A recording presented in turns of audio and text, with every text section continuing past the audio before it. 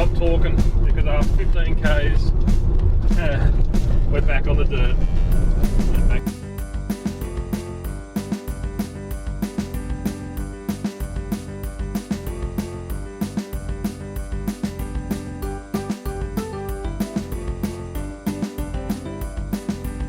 So I'm going to set up camp now and get the shower set up, have a quick shower, and then I'll get some food on. But I think first up, I need to crack a beer.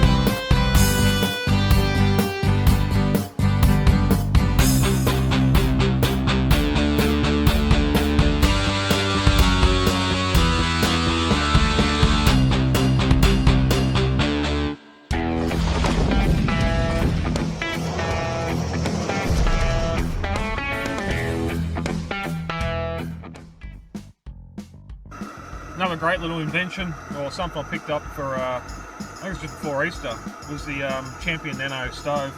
It's not as, oh, there it goes up there. It's not as efficient as, say, your jet boil. Also, I think the jet boils do maybe a litre. This does up to a litre and a bit, so it can boil a lot of water. It's just handy for you washing up water and that sort of stuff, or making coffee.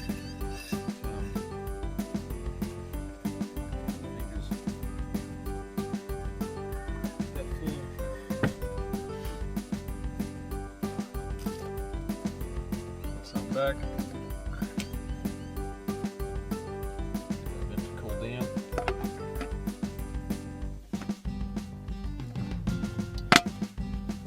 That's good. The whole thing just packs away nice and easy when you're done.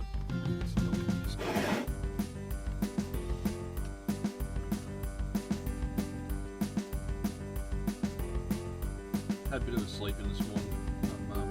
Since I'm a few k's up the Cameron Corner road already. I was only supposed to stay at Cameron Corner last night, so I'm already half an hour ahead. So slept in until 7. It's nearly 1:30 now, half an hour to pack up shit, get the coffee done, and do a walk around the vehicle.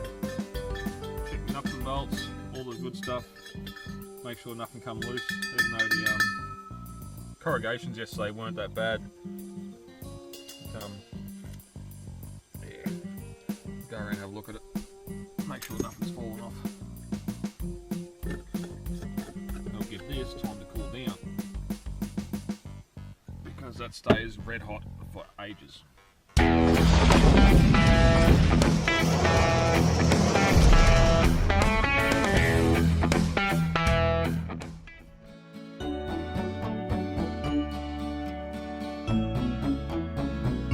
As we open on another glorious day in the outback, see here evidence of the 100 mils of rain they had a month earlier, with all the sand spread across the lowlands away from the river. Would have been quite impressive seeing a wall of water coming through here.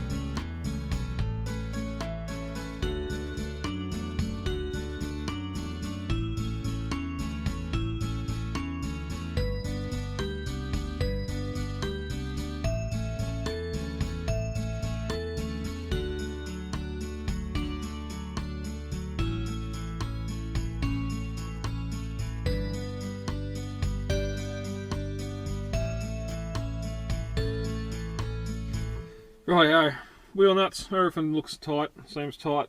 Pinched the roof rack just up a little bit more, it doesn't seem to have come loose at all, so we're ready to go. Second or rear battery is still at 100%, so got the drone charging on that now. I hope we head over those mountains today. It'd be good to get the drone in for. Hopefully you'll see them. Here I was parking off the road to be out of the way and alone, but I don't think another car come past last night after I pulled over. I didn't see or hear anything anyway, or see any lights. And one just as I got up this morning. One come past going slow, and it was looked like a new Hyundai,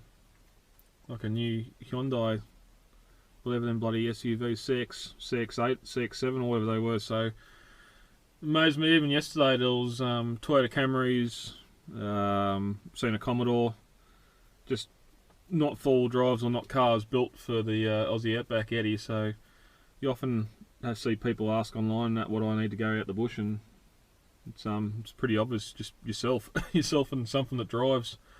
It makes you wonder how some of these vehicles hold up over time. But what is that? I want to be rattle free today. As you would have heard yesterday, tightened that back leg on the roof rack up, got rid of that rattle, squeak, groan, whatever you call it up there. So yeah, we're someone's coming in and said we're about 100 k's from Fort Grey Campground, which is a big one out here. We probably come in about 20 k's last night, so we should only be about 100 k's from the corner. But we'll get across there, hoping it's not busy. Being Anzac Day today, lest we forget. Hopefully it's not that busy, there's not many people travelling, but we'll see. Yesterday coming in, I couldn't go any further, just the sun was that low on the windscreen and couldn't see the road. I could see the road, but not the corrugations of the bumps or anything. I was driving blind. Plus there was a couple of groups of motorbikes touring on the way back in, so slowed down, let them pass, and then found the next creek to pull in next to, which is how I found myself here. That kangaroo's gone, but yeah, just again, nothing, no wildlife, no birds. The sounds last night, just lack of sounds. Not even wind in the trees. Even the no birds, no human sounds, just dead silent. And I really need to get on YouTube and learn how to take photos of stars, because the stars are beautiful last night. Not a single bit of white light to hide them. But that's us good to go. I think we'll head for the corner. This isn't a back road, this is a dream, it's a highway. A couple of k's down the road, I dare say they graded it after the rains in March, so apart from the odd little bit of a washout here and there, but it's all flat. Plus the greenery, just how much this joint's come alive after 4 inches of rain. During normally summer, coming out of summer into autumn, it should be dead. There shouldn't be a blade of grass, there shouldn't be anything, but just that little bit of rainfall and the wetter than average summer we've had has been enough to green it right up. So really surprised I'm not seeing any kangaroos out here. Maybe they're still in bed. Well, it is 8 o'clock, so they should be coming out for their morning feed, but we'll keep on going up Highway Cameron Corner Road, and yeah, I'll tell you what, NASA might have been the first to put a aircraft onto Mars, but I swear I'm the first person driving this to patrol across it, because it just feels like Mars or another planet out here. It's all still just that red soil, red dirt that just goes on and on and on. The only thing blocking the view at the moment is these rolling hills, which you could be mistaken for being in central Victoria or the lowlands, New South Wales, but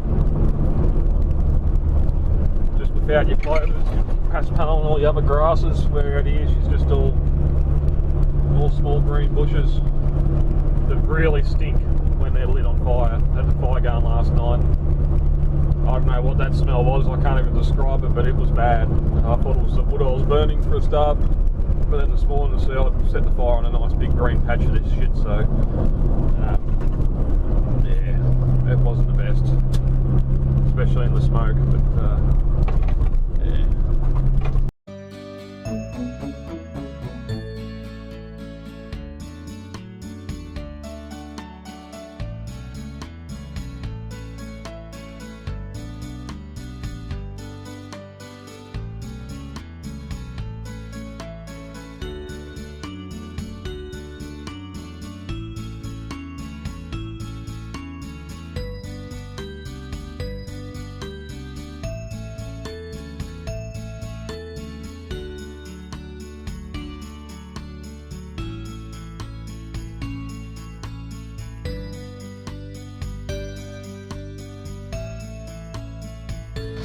So, come up over this hill behind me.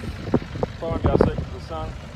Come up over there, and I knew there was a couple of clay pans we'll have to go across, and been seeing some water in some low-hanging areas on the way out.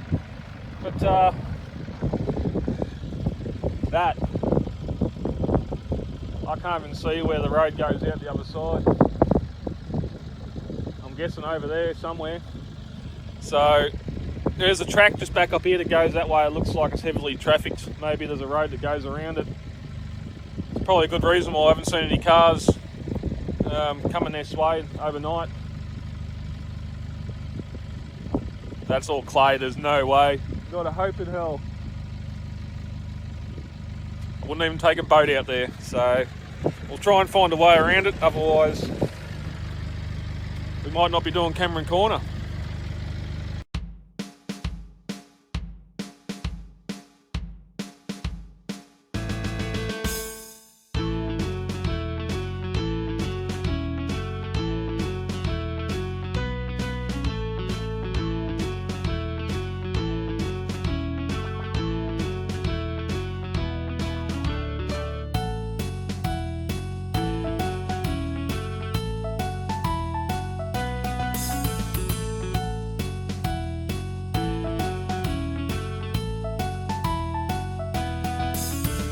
So it looks like this side road skirts around the outside of the clay plans, so hopefully trip not prematurely over.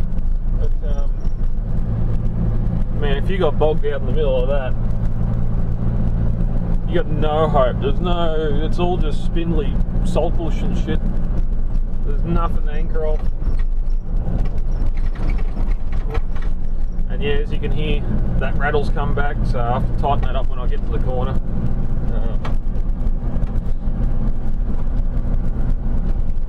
It's sort of instinctual, even back there, just to drive around the outside of it. But the problem is the water's going down as the sun's been evaporated or soaking in, and the patch of ground you're driving over might not have had water on it for a couple of days. It might look like it's dry on top, but as soon as you find a soft spot, you're going to go straight down, and you'll be down to your diffs, and you probably won't get snatched out not until it dries out. You're going to be there for a few weeks.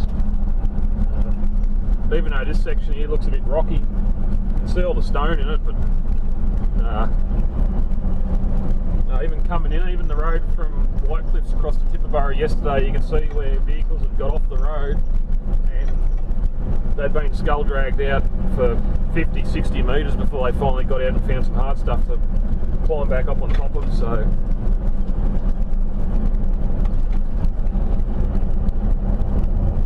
that's one clay pan. I think there's a couple, so we might have this same issue again, but the road looks like it's pretty heavily, or kangaroo tracks, pretty heavily driven through here, so we should be right. Plus those motorbikes that come through last night had to have come from somewhere. I don't. If getting to the corner was impassable, I doubt they would have had signs at the Silver City highway turn off not to come this way. Road closed. The big board there said the road to Cameron Corner was open, so we'll keep on going and see how much more water we find. Just past the young fella back there in a brand spanking new Isuzu MUX, stock tyres, the whole lot. She didn't even have a bull bar on it. Letting his tyre pressures down. I haven't touched my tyre pressures. It's one of those things. These sand dunes, all the corrugation seems to be on the sand dunes. I only run my tyres even on the highway because they're mud tyres at bloody 40. I think they were about 35 before I left home, pounds, so little PSI. But, I can see it up in the high country or in the hills where you want to get more grip, get more footprint on the ground, let your tyre pressures down, and get more of that tyre on the ground for grip over rocks and that. But out here in the dirt, I think it's more a fact that tyre pressures are too high to start with. When I got my tyres rotate, they checked it and they were going to put 55 PSI on them, which you're rolling on rocks. If you're going to feel every little bump on the highway. I don't know why you'd have to go that high in tyre pressure. I'm sure the learned of you out there that know why, let me know in the comments. But I haven't touched my tyre pressures, as I said. They're down a little bit. Yeah, it gives you a little bit more softness on these corrugations. Again, if you're coming out here with 50 pound or 50 PSI on your tyre, then yeah, you're going to feel every stone, every corrugation. So I've got a deflator in that here, and I've got the air compressor in the back, but I haven't seen the need. I was expecting the corrugation to be a lot worse than this, and yeah, maybe if they were that bad, drop the air maybe down to 30, but it hasn't been that bad. And touch wood, as we know from yesterday on the road to Vulcania, but I'll say something for the next minute. Something completely different will happen, but that's all part of getting out there and exploring, getting your hands dirty. We must be getting close. See a dog fence just on the other side of the hill there. Last couple of gullies we've gone through, it's been going along. We're running pretty much parallel to it now, so this last little leg, the last, I think it's 17 k's to the corner. They call it sand dune country, up and down, up and down. Speed limit to 60, just because it's a high crash, high head-on area. There's the dog fence over there in Queensland. Common sense, I don't know, people just get complacent being out here, not seeing many cars or whatever it is, but it's still a road. You still got to drive on the left, oncoming traffic on the right. They call them sand dunes, but this road feels pretty rocky. You get the hills like that, you get over as far left as you can and expect a car or a B double or something to come over the hill the other way. People get out here just getting that mind frame of just, I'm the only one out here, I'll drive up the middle of the road, and all of a sudden you come over the crest of the hill and comes face to face with someone else. It wouldn't be a good time, I can tell you. And since I've only got front brakes at the moment, I've got no hope of stopping anyway, so it must be getting close.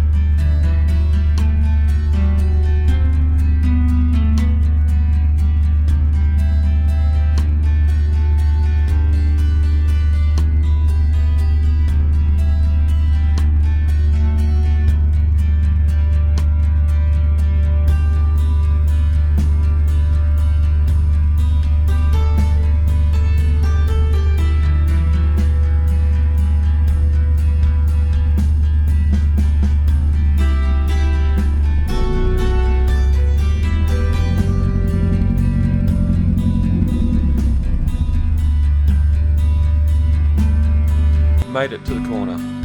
First port of call was the corner store. Like a lot of country stores and pubs, it's chock full of character and features the hat wall.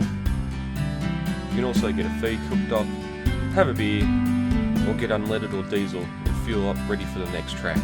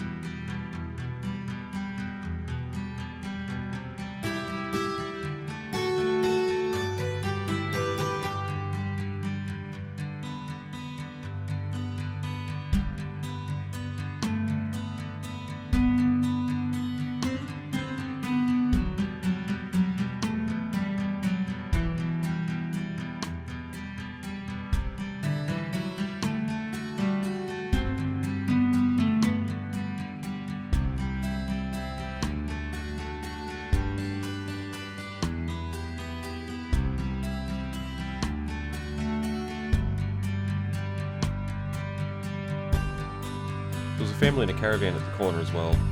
So of course, I took all the photos and no video.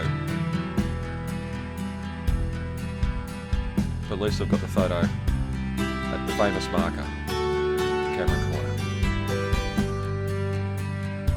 If you want to read all the information on the boards here, feel free to pause the video. It covers the history of the area, the early explorers that come through here, and the dog fence. It separates Queensland, New South Wales and South Australia.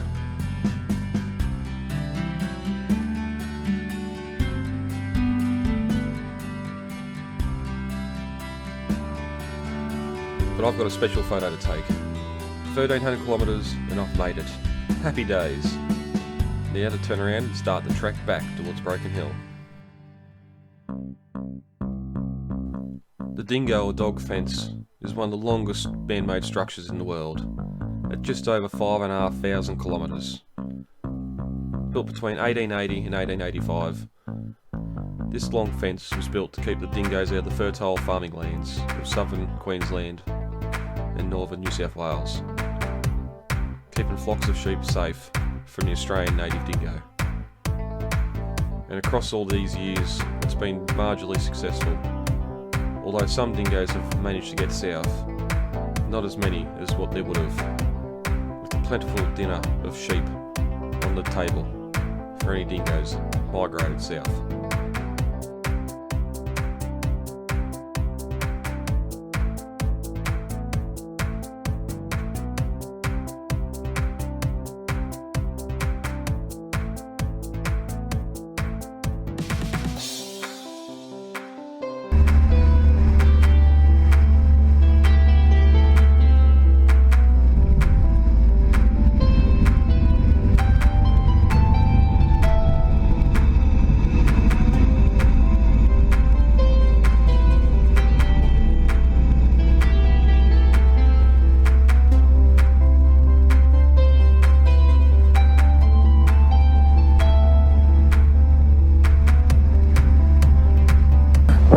I thought this was the border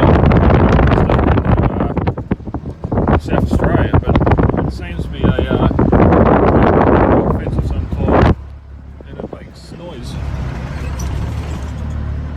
Oh, well, there it goes. It must be some type of dog fence anyway, but yeah.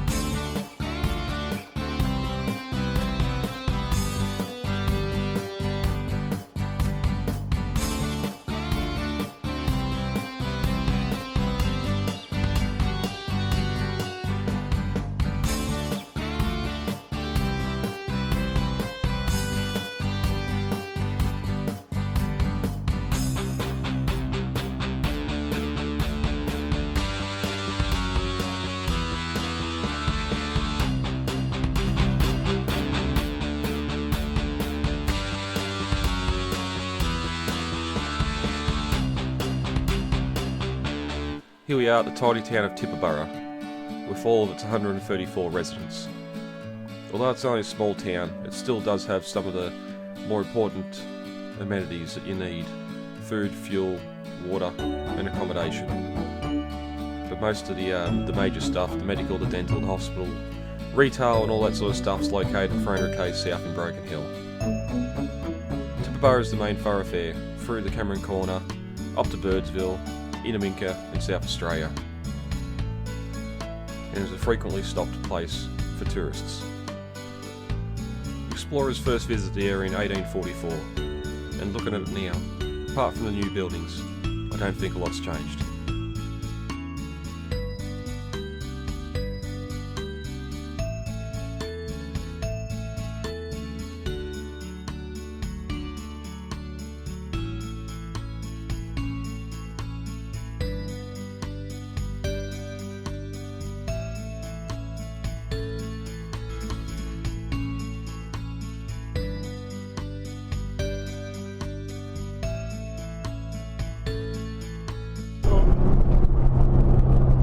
Should be the last floodlight creek crossing to go over for a while. Well, back on the tar.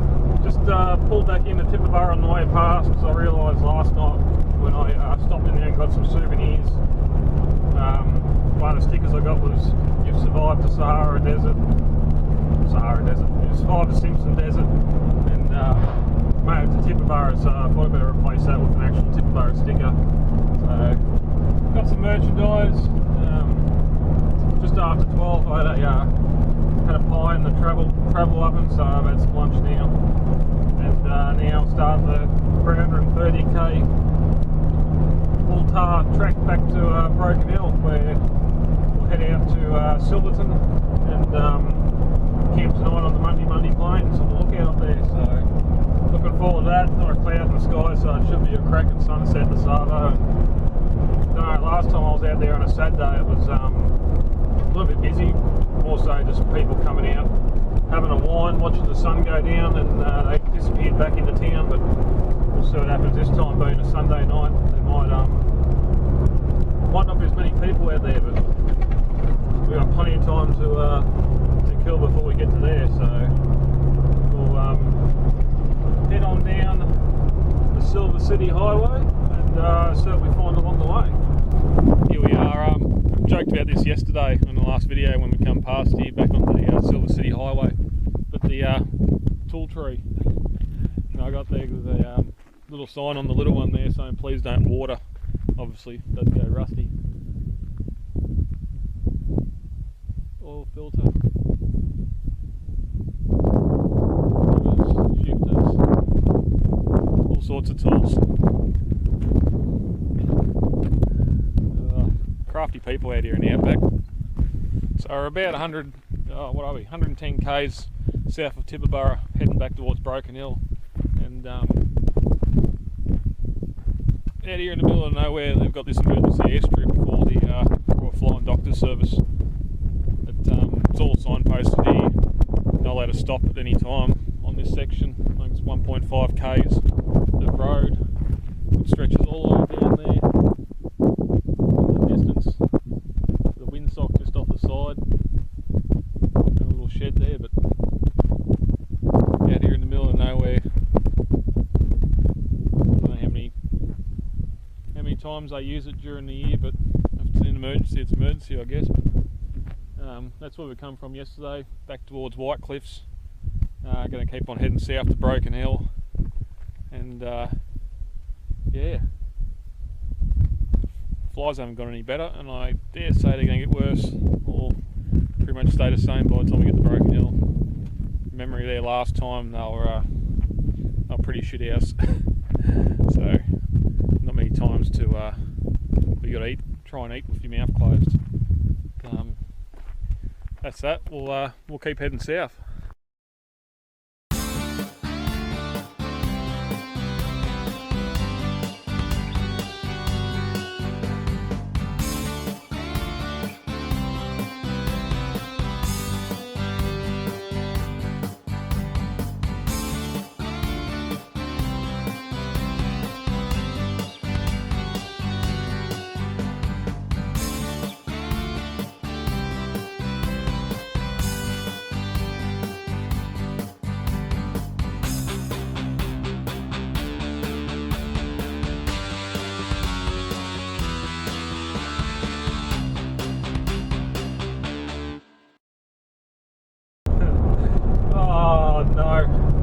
So about 170 k's north of Broken Hill, and we just passed a little outpost, I call it. It's only roadhouse, pack saddle, and I should have stopped and taken a photo, but I would have looked like an idiot.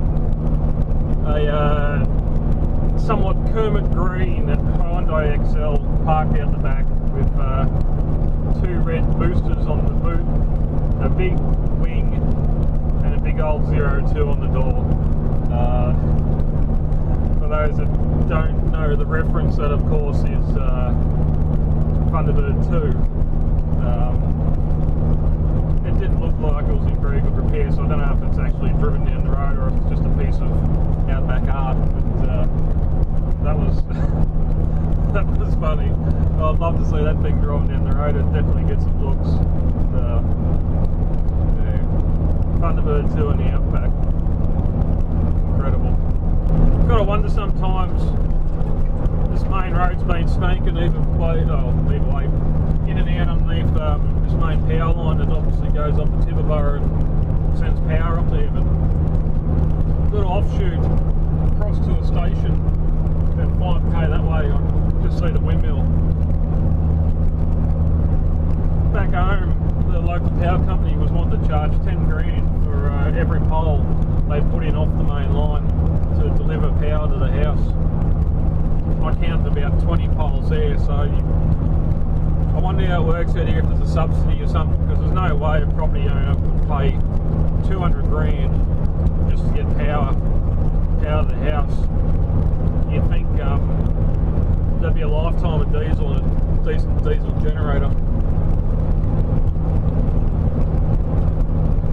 Notice the same thing up on Tibooburra, between there and Cameron Corner. A couple of stations up there, there's just a single wire on poles going for kilometres and kilometres from the nearest transmission line. You just got to wonder how much it costs for them to put the power into some of these remote stations. It really makes you wonder. Makes you wonder how many also haven't got power yet, still running on those generators out here. Because the power lines don't go everywhere. Just pulled over on the side of the road here. We're probably about 80k out of Broken Hill. Most of the mountain ranges around here are sort of levelled off.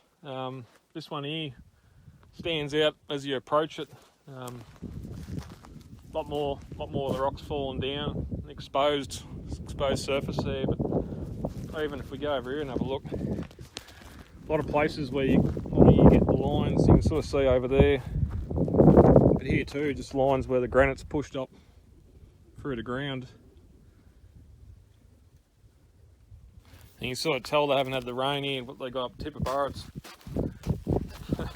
dusty, no grass, just this shit. It's all it's good for is goats and popping your tyres. So I'm gonna head on. Not far to go now. Hopefully Broken Hill by 5:30 and work out what we're going to do for the night. Whether it's Monday lookout or the caravan park. I still haven't decided yet. I kind of want to get pizza, but I can't do that and the lookout at the same time. So we'll keep on pushing south and see how we go. That's it for day 2. Travelling from Tibooburra up to the corner and now pushing south to Broken Hill. Although I've covered a lot of territory today.